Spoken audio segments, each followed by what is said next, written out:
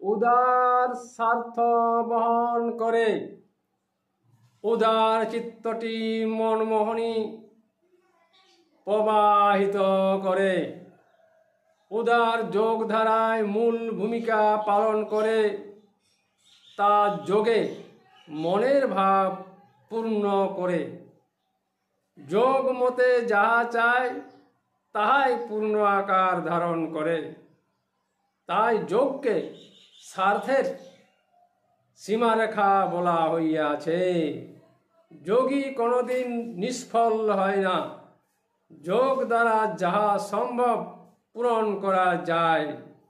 যোগে উদারতা প্রয়োগ শক্তির প্রথম হাতিয়ার, যাহা কার্যসিদ্ধে ব্যবহৃত হয়। তাই উদার স্বার্থ বহন করে।